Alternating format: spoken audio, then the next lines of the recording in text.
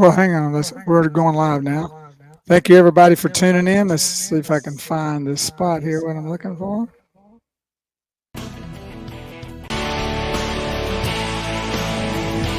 I can hear him calling, reaching out 'cause I've been falling. Out for a line, two for a two. Out for a line, truth for the truth. Turning my left cheek, fight the fight, looking for the light.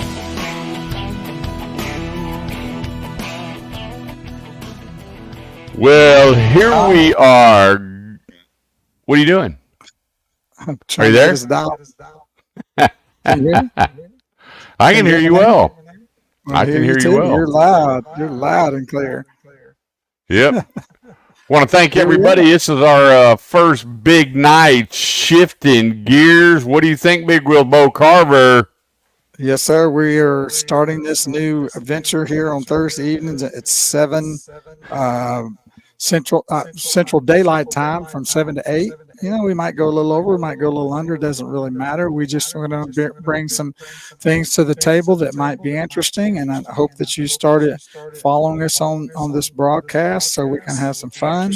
And we'll get into it as we go along. And if you've got some suggestions that you'd like to hear us talk about, then let us know because we want to, we want to be able to have you incorporate your thoughts and feelings about what we're doing. We're sharing it on several different locations of our broadcast. First of all, we're on the Shifting Gears Facebook page. So that's the first place we're at. And then the second place is we're on my personal LinkedIn page, which is Big Wheels Bo Carver.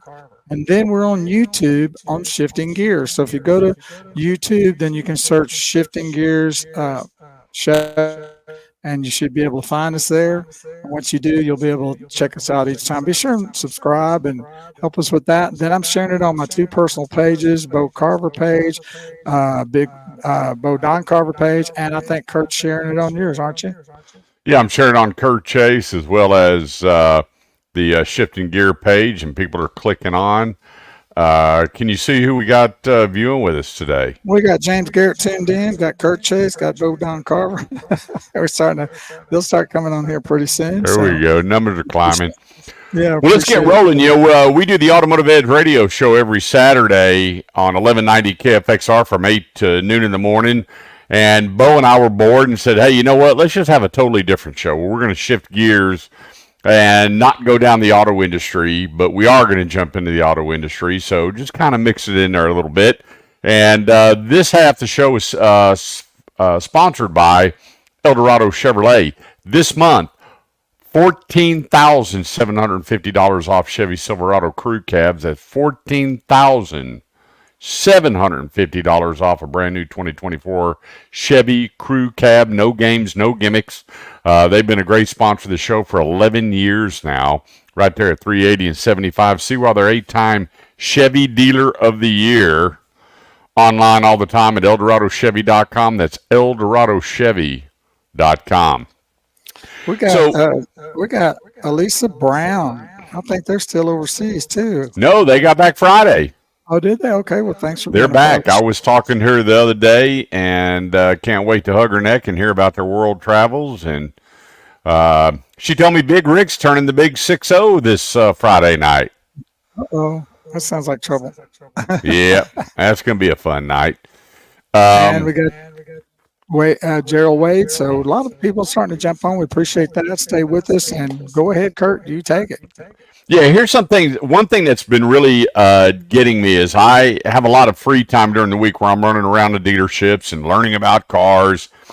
And in between, I do I shop clothes. I like casual clothes. I'll hit a few different places. Yesterday, I took my nephew out. He's heading off to college in Nebraska, northern Nebraska, and he has no winter clothes. I went, buddy, you might want to buy a coat and some gloves and some, those winter waterproof boot shoes, whatever they call them. And so we went out yesterday running around, and nobody would help us. Absolutely nobody. We found out one thing. Burlington Coat Factory does not sell coats in the month of July. That's what it says, Burlington Coat, and online, no Burlington coats. So we went everywhere. We had 5 different stores, and then I had a brain freeze, and I went, wait a minute, Cabela's. Went into Cabela's, and everybody there was extremely helpful. And I actually told the manager, it's so good to see where you can get help now. Yeah.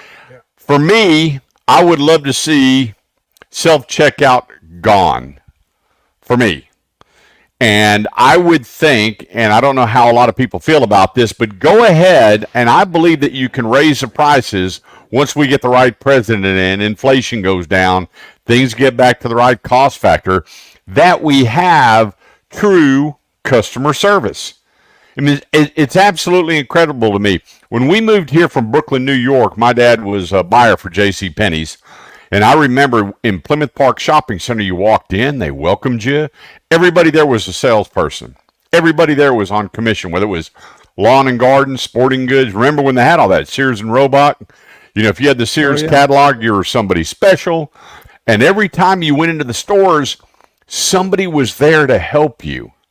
And it is amazing now for me that nobody wants to help. And here's the problem. So the manufacturers can sell products cheaper. If we take the sales part out of it, if we take the knowledge out of it, where you don't have to know anything about the product, just scan it. If you're in some of these big box stores and you ask them where things are, they have no idea. You're probably going to go to the wrong place when they tell you.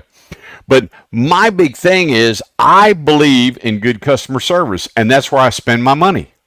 I was talking to a guy the other day. He owns 8 gas stations. And I said, how come you don't have a full-service attendant out there?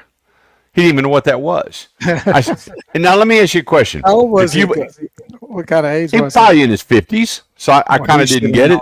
But let me ask you this. You pull up to a gas station, and self-serve is $2 a gallon, hypothetically. Right. Full service is $2.15 a gallon, but they're going to clean your windows. They're going to check your oil. You don't even have to get out of the car. They're going to put one of those things to the window, scan your credit card. They're going to check your air pressure, and you drive out. Do you pay the 15 cents? No, I paid 50 cents more. Yeah. I'm being honest. To not have to deal with any of that. In New Jersey, I don't know other states, but they just recently stopped doing that. But they didn't really have that kind of service. They just had to pump the gas. But you and I remember the day where you pulled in and that at one time, that's all you could get was full service. There was no such thing as self-service when I first started driving. And then it went to where you had 2 different lanes. You had a lane where you could pull in and get full service and a lane to do it yourself. And then, of course, now we don't even know what that is. But how great was that? I mean, they pull in and they wash the windows and friendly. Talking about public relations. I mean, that made you want to go back to that place if they treated you right. You would go out of your way to get gas from that location just because you knew you had friends there. They were buddies, The owners were great. They were there to where you could get your gas, get your windows wiped, your tires tested, oil check. Man, when you pulled out of there, you felt like $1 million. And we had a place called Charlie's Texaco, and Mom would give us her Texaco card once in a while. And we pull up, and Charlie knew we were one of the Chase boys. Hey, pop the hood, young Chase. Pop the hood, and Charlie went to work, and he'd look at the tires, put his little gauge on there, and check the air pressure. I'm like, what happened for me that we're going to have no knowledge, no salesmanships, no whereabouts? And you know where it started? I remember this so well. We used to go into J.C. Penney's. My dad worked for him, obviously, salespeople everywhere. If you had the money, you remember Sanger Harris? Oh, yeah, that was a great clothing store. High-end. Boy, if you had the money, you went Sanger Harris. Well, if my mom took Sanger Harris to buy anything, I'm going like I must have been a good boy. Yeah, we didn't shop at Sanger Harris with 7 kids. But I remember when Mervyn's came in, and then they went Mervyn's, California. and it just became like a wholesale thrift shop. And I was talking to him going, hey, what's going on here? Where are the salespeople? Why not? I believe wholeheartedly that if companies would hire true salespeople and you had that customer service and you didn't have to walk through these giant stores trying to figure things out and they took care of you, I really believe you could charge X and people would come back. I mean, you're still going to have your Walmart shoppers and your Target shopper, but I'm talking about your clothing stores. And one thing I noticed, you have to spend a lot of money to get good help. And if you think about it a minute, what are three things that come to mind immediately where you automatically get salespeople for what you're buying? Cars. Automatically. Cars. That's furniture, maybe. Beautiful furniture. That's on my list. How about jewelry? Oh yeah, definitely for that. Homes. Oh, and yeah. for me, why does it have to take a lot of money to get good customer service? You know, when I was running dealerships, I told my salespeople, if somebody comes in back when cash cars you could pick up for $5,000, $6,000, $7,000, you better treat them just like the person buying the $30,000 car because they work so hard to put this money together to come out and buy a car. Yeah, and when they get the money to buy $100,000 car, they're going to come see you. They'll always remember you. Yeah, and that's why there's certain restaurants I go to. There's a couple of restaurants I go to. The food is okay, but the service is off the chain. And I go in there, and it's a hug and a hello. And on the weekends, you can't get near these places. They are packed. I'm going, why? Even at Kroger. I love Kroger because I get all the fuel points and everything. I've called that manager and corporate numerous times going, why don't we have registers open? What's going on in the store? Is it really about, are you willing to give up cheap for the aggravation, or do you really want salespeople? And for me, I want the salespeople. I want people when I come through the door to spend my hard-earned money, to appreciate that I'm there spending my hard-earned money and take care of me. And I just think having, one place I love, and I don't even like their food, is Sonic.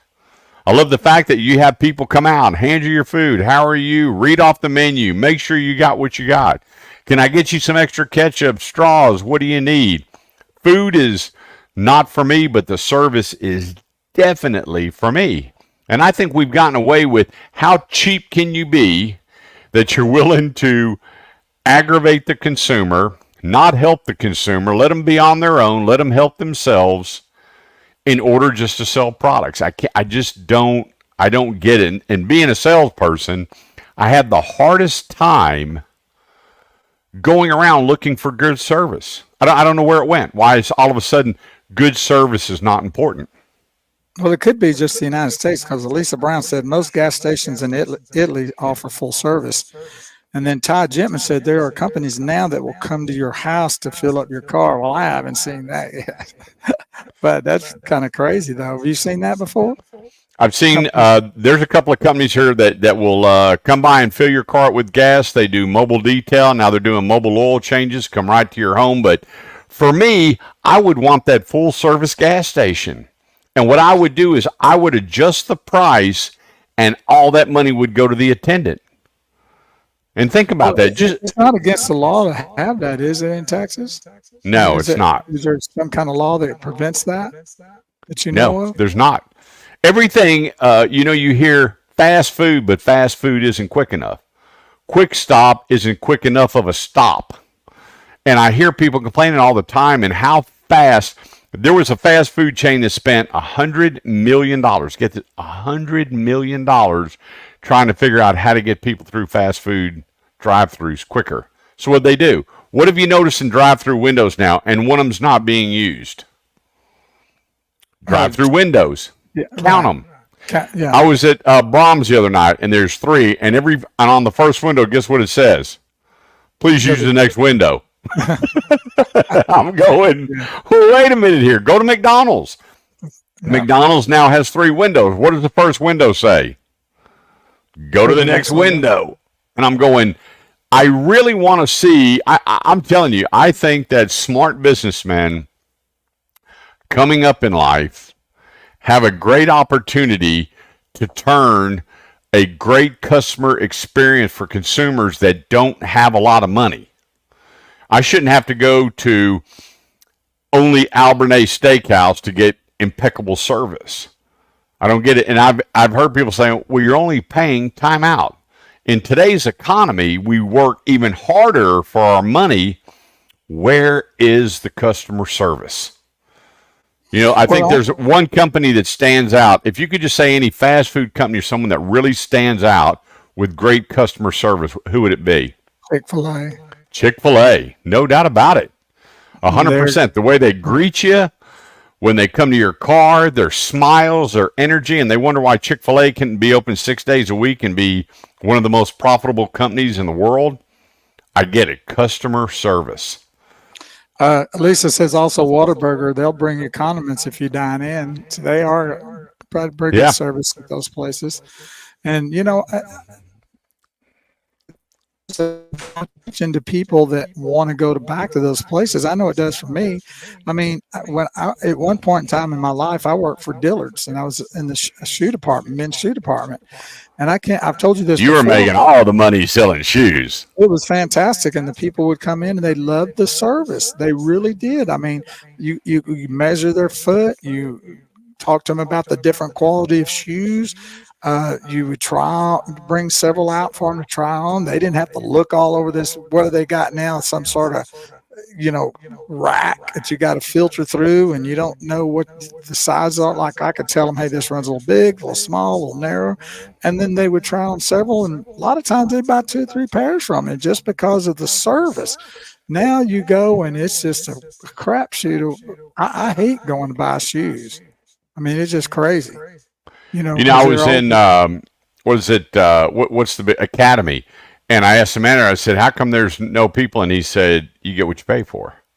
And I said, really? He goes, come on. And he couldn't have been more cordial. He goes, look at the prices that we give. We can't give these prices with good customer service. I went, really? He goes, buddy, I would love to. He goes, we don't have the staff. We don't have the revenue. And we can only do what we can do. And I'm like, well, hang on a second. What if you had people waiting for the consumers that got what they need and took care of them? You don't think that would be better than what's going on right now in the stores? I just firmly believe that we, the people, deserve so much better. And that's the number one comment I get. You get what you're paying for. You wouldn't be paying for that if we actually did what you asked us to do. I said, good customer service costs that much. Well, I'll end it with this question to you is, think that'll ever happen? That's my new campaign. Great customer service. You sound like a politician. Do you really think it'll ever happen? I don't ever see it coming back from cell service. Well, we have a society right now that's designed to move so fast, right, that they don't even take time to go, what if? And for me, I'm that what if guy. I love customer service, and it shouldn't be at a pharmacy because you're feeling bad or sick, and it shouldn't be spending a small fortune to eat or dine or jewelry or furniture. For people, the hardworking American people, that be appreciated for every dollar that they're spending at every store. And I'll flip it over to you. Well, thank you for that. And I totally agree, because I know what that means to have that kind of service, because I go into these department stores and it's crazy. I mean, the time that you waste to try to get what you're looking for could be really shortened by having help. So it would be worth to have the extra dollar on that, when I could walk up and say, I'm looking for a white dress shirt with a purple tie, and the person takes me over there and says, here it is, and I'm out in 5 minutes instead of an hour and 5 minutes. And still not. And you don't have to go to Nordstrom to get it. Correct. You can go anywhere. Right. Yep. It should be that way. And they don't get it, but that's another story. So let's move into a little something now. Each week I'm going to try to bring up a conspiracy theory, and there's a lot of them out there, but nothing's more current. And what a way to start the show with conspiracy theorists than what happened just a few days ago with the attempted assassination of Donald J. Trump. Now, President Donald J. Trump. excuse me. President. Yes. Did I say that? I meant to say that. Well, he is president. He was president. He is. Past He is. president. You call him. You know, that. it's funny they address every other past president, Mr. President. Keep going because he was president. Will be again. Well, and I look at him that way. Yep. A lot of people look at him as he should be still now. That's another story. That's probably conspiracy. Too, but, Yeah. Whole new show. There's a lot going on here, and when you listen to and see a lot of the stuff that's out there, and even from the news media and from the comments from Selective Service and the FBI, you just have to scratch your head and go, what is going on here? What happened? Where did we go in this situation that makes absolutely no sense? First of all, I don't believe that the young man that did pulling the trigger, I don't believe he was hired by anybody. I don't believe he was a part of any kind of propaganda or agenda approach. I think he was just like a lot of these kids like that, maybe even trying to make a name for himself. You know what I mean? Just something they feel like, they get so whacked out in their brain. Hey, I'm going to do this so I maybe can become famous or whatever. Of course, his name's out there, so it's probably coming famous, but I'm not going to say it here. But I do have a lot of questions about what the Secret Service did and the FBI did. They knew that guy was on that roof. And there's been comments about the Selective Service and that the FBI sniper that was dialed into the young man had him in his sights for 3 minutes, and they wouldn't let him do anything. And what happened in the end is that attempted assassination by that young man, he got off 8 shots. And you just go, the Secret Service is kind of like bouncing around, going, well, this, that, and the other. FBI is trying to figure it all out. How does that happen? I mean, I don't get how you can say that there's not some sort of conspiracy, and where does a conspiracy, start is another question. But when you look at some of the things that, so here's one comment. It says, I don't think it's logical to think there wasn't a conspiracy with lots of people involved around that area to shoot President Trump. How could a civilian see a guy getting on that roof, crawling around with a rifle, and the people who are responsible for protecting Trump not see him? The guy was 410 feet away, 135 yards, and up on a roof. The civilian also told police and Secret Service personnel around him that he was there and they pointed him out. And those police and Secret Service agents did nothing. And I've seen some clips of them people showing that where he was on top of the roof. So, and here's a statement from a professional sniper. He said, this guy is a pro plus 20 years of military service, trained with Secret Service, currently active duty. Listen to this. I have no clue what they are doing. I'm still trying to wrap my head around a building being 150 yards away that was outside the security perimeter and had rooftop access. I've trained with and completed against the Secret Service snipers, and they are the fastest and most accurate shooters I've ever seen. The fact that they let this happen makes zero sense. So what do you think? Is this a conspiracy or is this just a mistake? I think it's very odd. The only thing that bothered me out of the whole thing was there was a special agent that said, I want you to watch something. And I caught it on some news clip this morning. And he goes, watch this. So you see the SWAT guy looking in the scope. The gun's pointed right in the direction of the shooter. And he looks, and he's looking, and you see him dialing in. And then the SWAT guy looks over, and you hear pow, pow, pow, pow, pow. He lowers back in, boom. boom, pulls the trigger, no adjustment, no nothing, and takes the kid out. So when you see things like that, I've got several buddies that are big conspiracy theorists, and they'll come over and it's some jaw-dropping, eye-opening stuff. I just think that now the way people are allowed to destroy people on social media, badger people on social media, humiliate people on social media, lie about people on social media, and there's no repercussions. Because you know what? They were showing this kid was in commercials. They were showing the kids commercials today. I know. And then this, some of the things he was doing, he was a registered Republican, but gave money to something. Yeah, I think that, which is a Democratic organization to help Democrat politicians get reelected. So he was not a true Republican. my thing is that we've gotten so lackadaisical with slander and harmful, hurt, disgusting things. I've had some friends that have lost their children due to pressure in social media and pressure in school. Somebody posts something, and everybody, because of their immaturity, their self-centeredness, they don't have a walk with God, they go after these people. And some of these people, the ending is just horrific.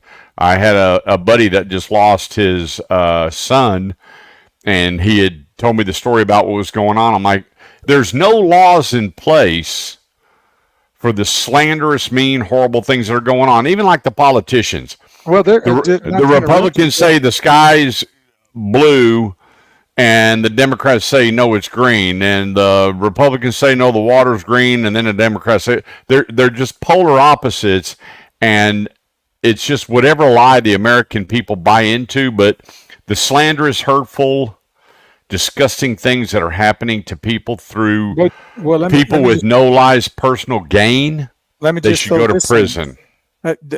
What I've seen, and you may have seen this too, is the unbelievable stuff that people are saying that, I'm sorry he missed, and all these things about they wish he'd have gotten killed, and maybe the next sniper won't miss, and all this kind of, and there's a bunch of them. We saw Jack Black's band was kicked out of Australia. They were on tour, and the guy goes, maybe the next one won't miss. And it was the lead guitar, whatever, in Jack Black's band. And Jack Black went, whoa, time out, bad move. And the country of Australia deported them. And we want you out of here. We don't even want any part of this whole deal. So the hate and the anger.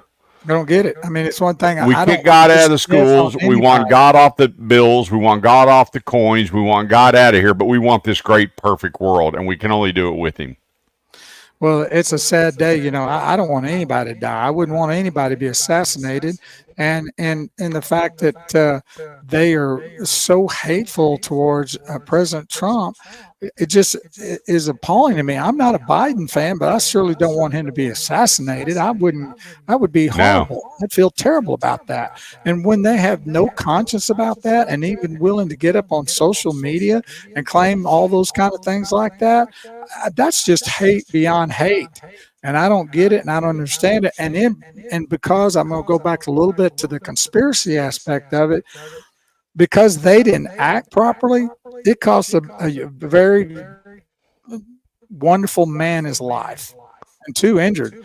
But I do want to. He was a current fireman. Used to be police chief.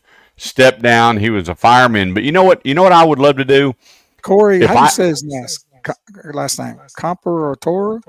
Yeah. Comparator. Yeah. Comparator. If God gave me one wish, I would wish that there was no Republican or Democratic Party. Well, you're elected on what you stood for. There was no Democrats, no Republicans. You went to work with term limits.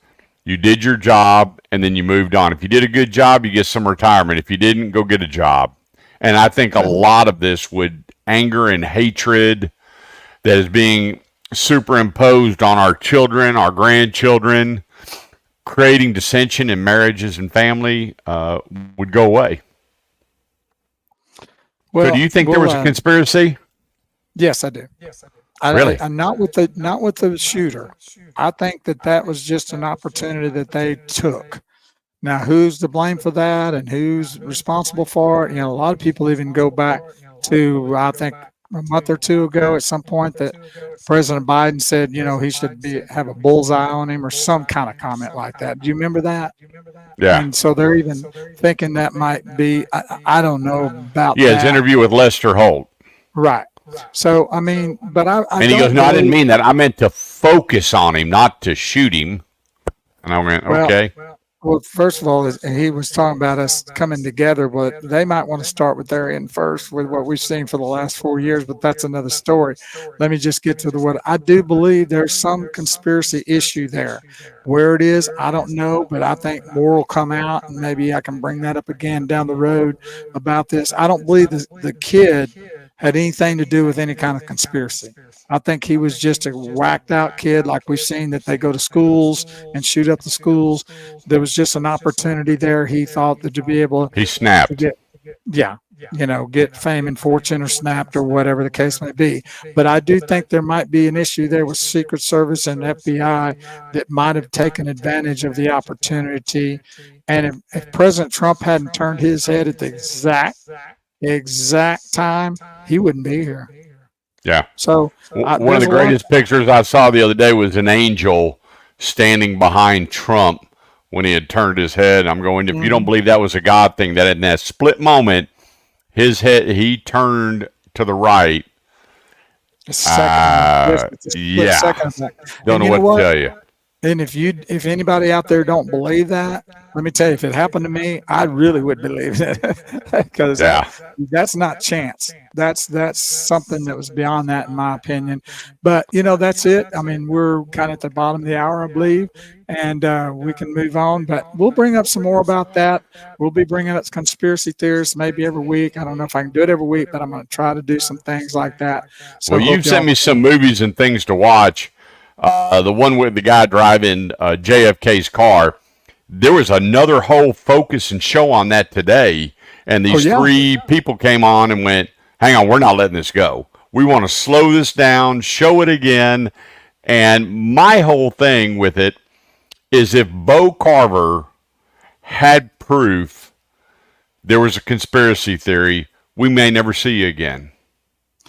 Well, that's what bothers me is we, the American people, if we see something wrong, we want to make adjustments, we want to fix it, and it doesn't coincide with the Boys and Girls Club, the 535 people in Congress, Bo Carver gets punished. Not a good thing. Adios. Right. Well, we'll get back to some of that stuff. We'll plan on doing that every week. I know. And y'all make your points online. Make your comments, what you think, what you believe. Yeah. Wesley Stewart says, hello, Bo and Kurt. Jim Gibson is tuned in. So appreciate all y'all tuning in. We got quite a few followers on our first night, so I'm pretty happy about that. And this show will be archived. And you can follow us on each social media site on the Shifting Gears, because this is called the Shifting Gears broadcast. And it's what we're doing starting every Tuesday evening at 7 Central Daylight Time right now until it moves into the other time, which I hate. But it's 7 p.m. until around 8. And it's on the Shifting Gears. We're on the YouTube page too. So if you go to YouTube, tell everybody if they don't do Facebook, they can go to YouTube and search Shifting Gears, find us there. And on my personal LinkedIn page, Big Wheels Bo Carver there. So there's several places to find us, and these shows will be archived. So anytime you want to go back and listen to something we talked about, you can even make comments even after we're not live on the show, and we can see those. We'll get notifications of that. So yeah, and if something pops into your brain and you want to talk about it and get our thoughts on it, so be it. Yeah. So we're excited about this. Kind of gets us away a little bit from the Automotive Edge side. We will talk cars every now and then, but this is a different venue we're doing on Tuesdays. And of course, every Saturday, we're on every Saturday morning from 8 to noon on Talk Radio 1190 out of the Dallas-Fort Worth Metroplex and iHeartMedia Network station, on the Automotive Edge Facebook page, Shifting Gears Facebook, and YouTube and LinkedIn. So, well, hey, the next half hour brought to you by Grapevine Ford, home with a love it or leave it promise. You don't absolutely love that vehicle. When you get it home that day, bring it back. If you buy it on Saturday and over the weekend, you go, maybe I didn't make that great choice. Take it back. No questions asked. Cameron Martin, Andrew Boaz, Chaz Gilmore, managing partner, they got you covered. They want you satisfied 100% of the time. All their specials are online right now for the month of July at grapevine.com. So I'm going to make a comment. I really don't like this football player. He was great when he played. I don't like him as a commentator, but he coined a phrase that when I got online today, it just popped in my mind with, come on, man. And old Shannon Sharp got that going, and now everybody does that. Come on, man. When I'm looking at, I was fortunate right after the draft, I got online. Will Sakala told me, he goes, right when the draft's over, get online to buy your tickets. And because Will and I are going to Pittsburgh for the Dallas Cowboy Pittsburgh game on Monday night on October 6th. Right. They play every 4 years. Once in Pittsburgh, in 4 years they'll play here in Dallas. Right. And I got online and I'm looking at the price of tickets and I'm going, when is too much too much? You talking about your plane flight? No. I'm talking about the tickets to go to the game. No. And I am blown away when you go to different states, the cost of tickets and the cost of parking and the cost of food. And I am blown away because Dallas has some of the most expensive seats in the NFL.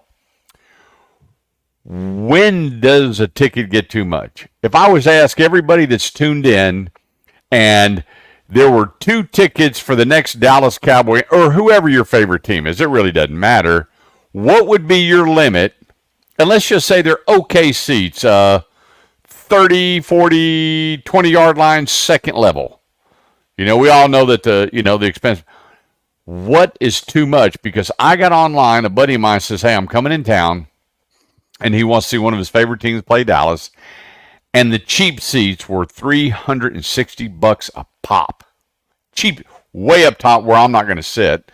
Past the second level, I don't go. Because I got a refrigerator full of food, a restroom with quick accessibility, and my food doesn't cost anything. So other than what I paid at the grocery store for it. But I'm looking online, and I went to Pittsburgh with Will Sakala, the owner of Big Wheeled Body Shop, real good friend of mine. And I was shocked. Do what? There's the hat. There's the hat. When we went into the concession stand, how much stuff me, Ralph, and Will got, and it was half of any other stadium I've been in. I couldn't believe it. I had no problem paying. Normally I'd say, okay, we're going Dutch. But, I don't drink beer, but one of them grabbed a beer. We grabbed a pretzel, whatever it was. And they told me how much. I went, man, I felt good spending money. And so here I've been to 22 NFL stadiums across the United States. My goal is to get to all 32. And so I went online and I said, you know what? I'm just going to start buying my tickets now. There's a couple of places I never want to go to, but I'm going just to go to the stadium. So I'll be flying in, going to the game, flying out so I can check it off my bucket list. But how much is too much for a ticket? When does this stop? And I know a lot of it is based on way overpaying NFL players. Good gobbledygoo. When do you, $500 million contracts, $250 million contract, 60 million a year to pay a player. I don't even wrap my brain around it. There's nobody in the NFL. I don't care if you've got 20 Super Bowl rings for $60 million a year that you're playing in the NFL. I don't get it. I can't wrap my brain around it. Every time I see these new contracts, my head is just spinning. But when is too much? I was always curious, and I sent that out to a bunch of my buddies that are season ticket holders. When is it too much? Well, for me, it's go too much. About 10 years. But Todd Jemmers says, can't even look now, way beyond my desire to even go watch a game. Wesley Stewart says it's a lot cheaper to stay at home and watch it at home. And these, the thing about it is that's how I feel. I mean, just to even think about going even a baseball game, I'm going like, I can't believe that, or even basketball. And I've really lost a lot of interest in pro sports. One of the reasons is more of a political side, but another reason is the cost. It's just overwhelming to think what you have to pay for a family or two or three to go and get tickets and the parking and the food and all that kind of stuff. And I just go, I've lost interest. I mean, I just don't have the desire, and I believe that. But it's not stopping. It's not stopping the flow of people coming. It's not stopping the advertisers. And I don't know what. I'm not really. And now you're sure. having to pay to watch some of the games. You got to go buy the NFL package or game day or something else where you could turn on 4, 5, 11, or ESPN and pick up any game that you wanted to. No problem. Now you're getting, if you don't have a subscription to whatever it is, whether it's Prime or whatever, that's the only way that you're going to take and watch an NFL football game. And the scary part is, look how much money the NFL has in escrow, and they're a nonprofit. I'm like, you gotta be kidding me. And so this year, I've got 4 games I'm going to. First of all, let me tell you that Kelsey Sakala just dropped by to say hi. I hope all of y'all are having a good evening. So how about that? You betcha. She'll be here about a month. That's super. Yep, can't wait to see her. But here's something that's really funny. I've been watching the Dallas Cowboys since 1968. I can go back to the Don Meredith days, the Bob Hayes days. I mean, I can tell you some of the starting offensive line, people that don't even remember Blaine Nye and Dave Manders and Ray. I mean, I have been a diehard Cowboy fan. This is another year that I will not be attending a home game, even if I'm given tickets. I won't go. Well, what's the reasoning? Because what you brought up is the cost. Fact. Well, you either got to eat before you get there, maybe go over to Texas Live and split a burger because the prices over there are outrageous, and then trying to get home unless you park all the way down Randall Mill and hook it about 2 miles to get in your car to get on 360, you're hosed. And when we went to some of the out-of-town games, even when I was up, I got to go to the Giants game. I've been to an Eagles game. Obviously, the Cowboys, back when the Houston Oilers. I've been to one Texan game. Things were so different. They were so great. You could put $50 in your pocket and have a grand old time. Yes. I gave my son $100. Like $100 maybe, or 120 maybe, for even decent seats back in the day. I remember sometimes going and watching the Oilers when my grandmother was in the hospital in Houston, and they played at Rice Stadium. And about halftime, you just go in and sit down and watch them. They ain't charging nothing. Like, get in free at halftime. Yeah, we used to do that fourth quarter. We'd walk down the hill at the old Cowboy Stadium and walk right on in and check out the game. It was American. It was like that American feeling. Now you just feel like, and Elisa just said, have y'all noticed the prices of concerts lately? Which is another insane situation. And so it's really all of it. It's not just football, baseball, or basketball, or whatever else. Concerts, everything seems to be just absolutely through the roof. And how are these people doing it? I took my grandson to see a movie with my wife, and we went to one of the dinner and a movie, $147. 3 tickets. Melinda ordered a meal. I ordered a meal. My grandson, how can you go wrong with chicken tenders, French fries, and whatever, candies and soda. I got that thing. He handed it to me. They drop the receipts when you're leaving, and I went, $147 to go have. The food wasn't bad. I'll just tell you that it wasn't bad, but I went, we're getting so restricted to staying home. I wonder when, here's my deal. I was talking to a buddy of mine, big sports guy. He's on TV and radio all the time. And I said, you know what I would do? I would cap the players If they didn't like it, go ahead and go on strike. You have no other source of income. You got to come back sooner or later. And Most let's of them get couldn't do anything but play football anyway. let's get Or these whatever prices sport. down, and where you're fighting to get tickets to get in, and it's just not the Super Bowl. I don't. That's why I don't go unless I'm invited. Golly, I'm just sitting here doing the math on my travels to go to these stadiums this year, and it's amazing. The away stadiums are half of what I would pay buying the ticket through that stadium versus going online to StubHub and all of them where they charge these outrageous service fees to get around town. I don't know how people do. When I surprised my wife with tickets to Def Leppard coming up August 14th. And so I'm surprised. I don't do concerts, and then I got to find a friend to take her because I don't go. And so I said, okay, I'm going to have two Okay. tickets, Def Leppard. It's Def Leppard, Boston, and Boss Skaggs. And I said Brandon two will take seats, and then I picked the seat, the chairs, bam, and I You know, was like, Hey, Pamela Chase says, "Hi, y'all.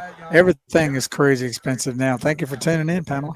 Miss Pam Chase." but not my sister's haircuts.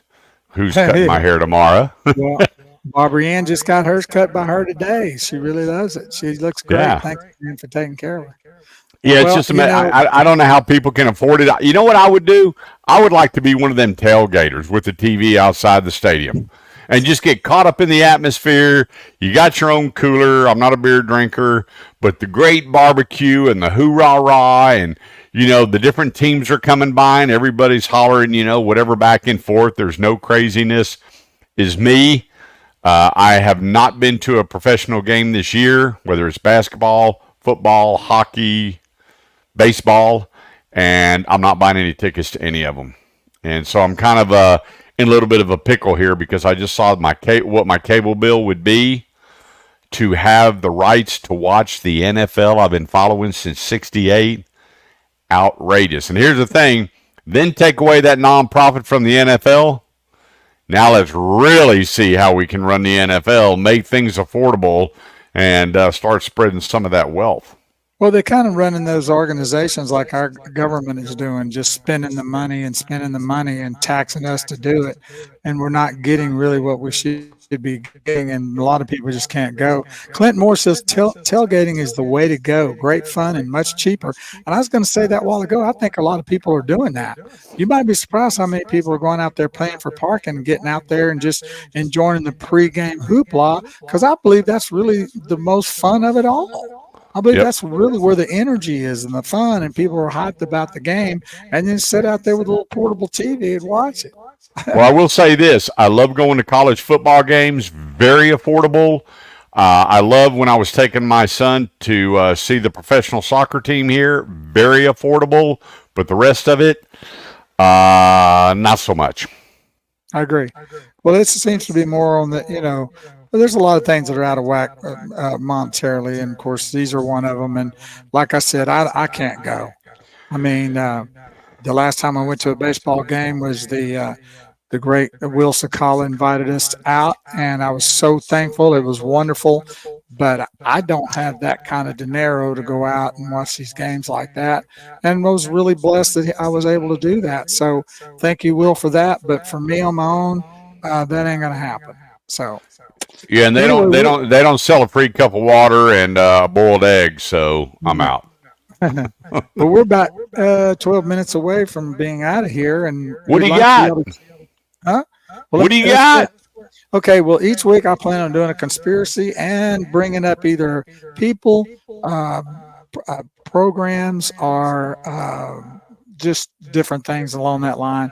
Well, this week, because it was just an unbelievable week, we had several deaths that have blown me away. I have like 6. I don't know if I can get to all of them, but I'm going to try. And I don't know if y'all been paying attention because there's a lot of stuff going on out there.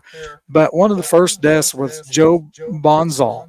And he was not an original, but he'd been with the Oak Ridge Boys for 50 years. Mhm. And he was a tenor. And he, what a great organization that band is. They're just fun. They started out in gospel. They still do gospel, but then they, went over to the. Now I know one of the songs they do that I know you like that you like doing. Pop, pop, here you got. Papa Mow Mow. Yep. Yeah. One of my favorite bands. And so he passed away at 76 years old with Lou Gehrig's disease.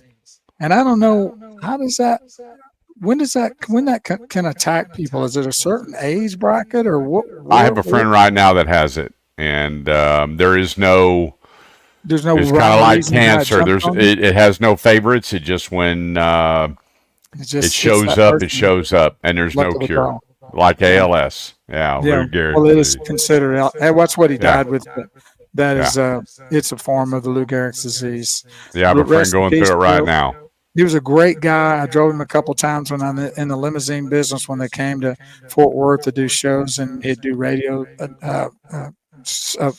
personal appearances. I'd pick him up and drive him. Super nice guy. He'll be missed with the Oak Ridge Boys, I'm sure. The other one is Dr. Ruth. Do you remember Dr. Ruth? Boy, was she ahead of her time, coming on and telling people how to have great sex. And she didn't mind telling it like didn't mind. She was so. Isn't it amazing? There were certain people in certain times that were ahead of themselves. They didn't kick them off TV. They didn't. I mean, they were who they were and got away with being so ahead of their times and just telling it like it was. Well, I think one of the reasons she was able to do that, first of all, she was only 4'7", and she was from Germany originally, and I just think that she had that her personality and the way she did it with that small frame and her Dr. Ruth. I got to tell you, Dr. Ruth, that way she talked about sex and all. She was 96 years old, so it must have worked for her. She done good. She had a plan and it stuck with it. So Dr. Ruth is no longer with us. She died July 12th, just a few days ago. Then we had Shelley Duvall. Now, a lot of people may not know her, but she was known for being the wife of Jack Nicklaus in The Shining. And then she was also Olive Oyl in the movie Popeye. Yeah. One of my favorite. Love that movie. Yeah, and she just passed away. She had diabetes. She was 75 years old. She was born in Fort Worth, and she was living in Blanco, Texas, which is a little south of Marble Falls. So she'll be missed. A lot of great people are leaving us here. Let's see. We've got Shannon Doherty. Yeah. She passed God love away. her. She fought that cancer for a long time. She did, and she was 53 years old. She just died July 13th as well. She was best known mostly for her role in 90210, that teenage show, and then Charmed, which was sort of a group of, I think, witches, I believe, and it was kind of a comedy.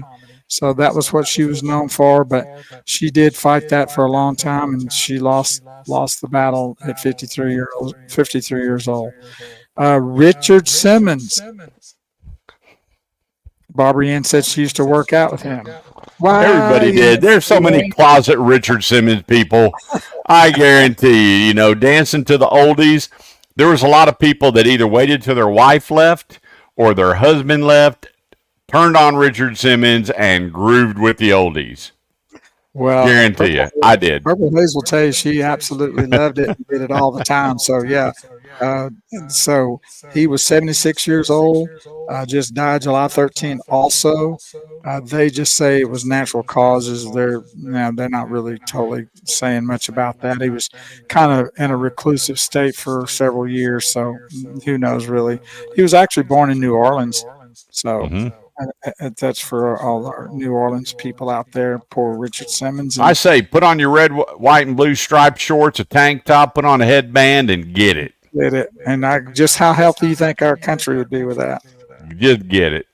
And the last one here is we lost a football player, Jacoby Jones. He was 40 years old, just died July the 14th.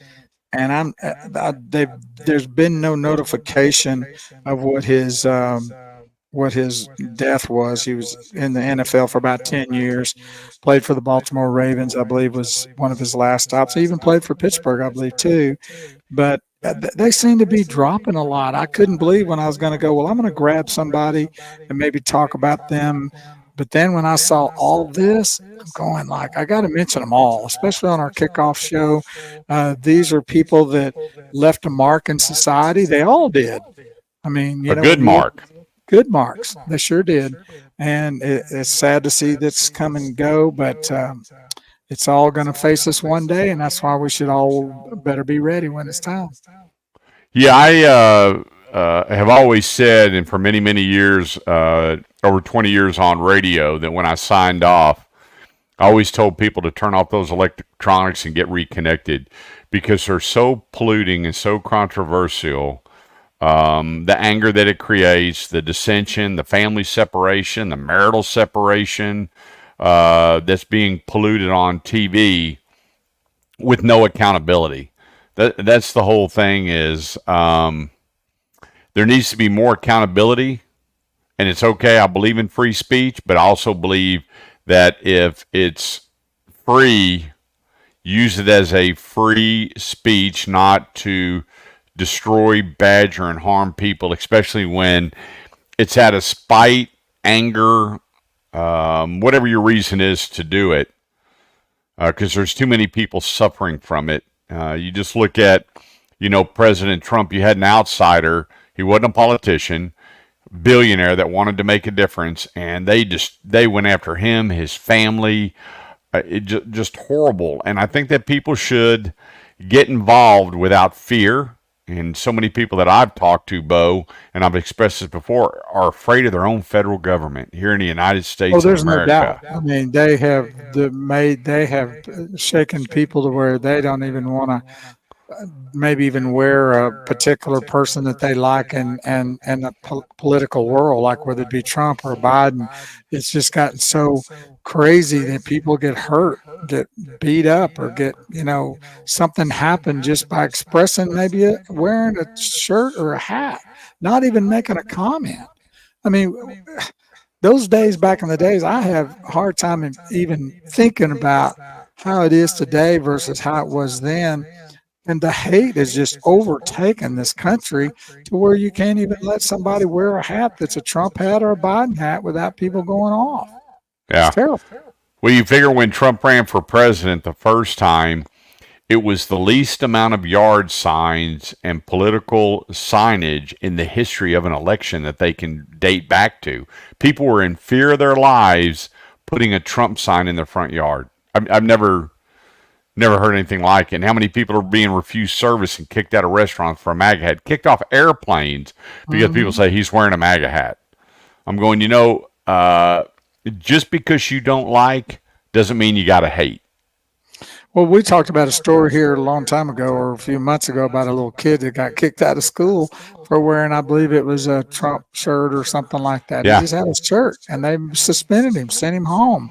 And, it's gotten crazy, and we're happy that I think the first show has been great.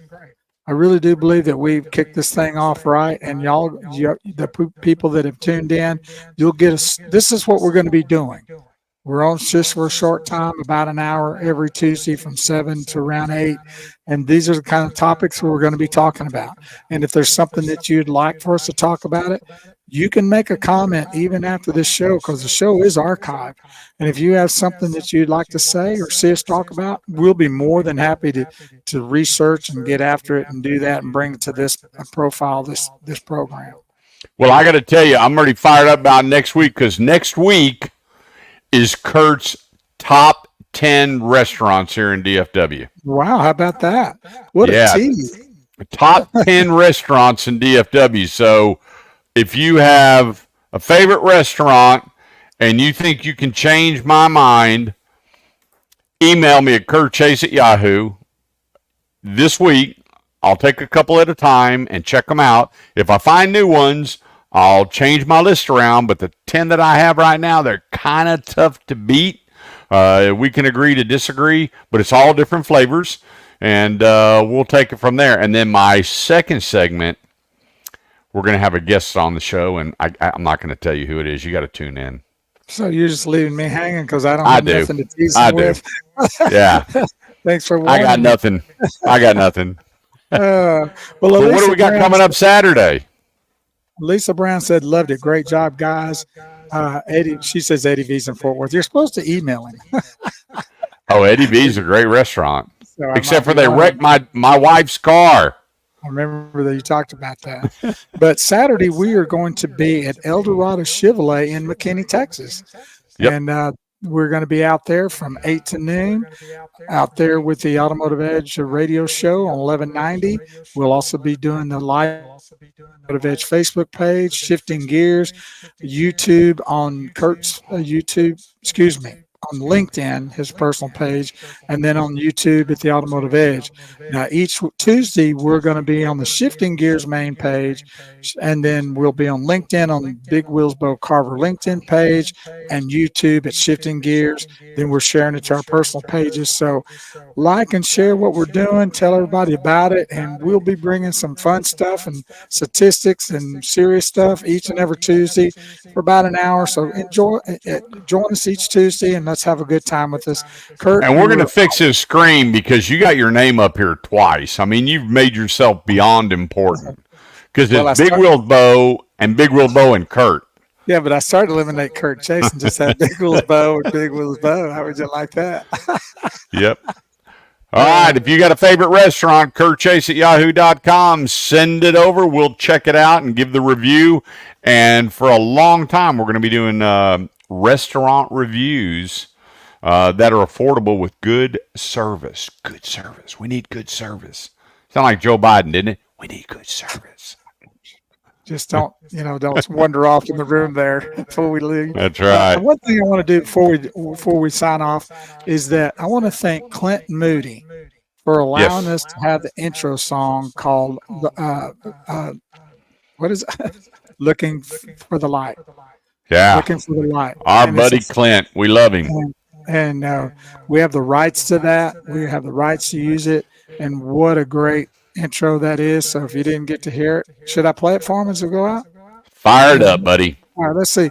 So until next week, I'm going to play a little bit of this. If y'all didn't hear this in the beginning of the show, but this is what it sounds like.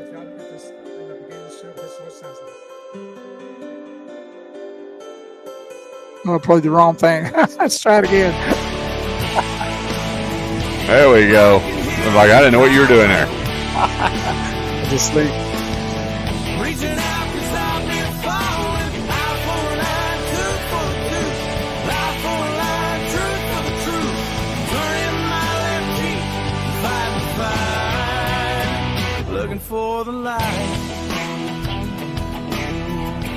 And there it is. Peace out. Till next Tuesday, have a great week. Until next Tuesday, don't forget to join us on Saturday on the Automotive Edge Radio Show. Peace out. Love you, Kurt. Love you. Talk to you later, brother.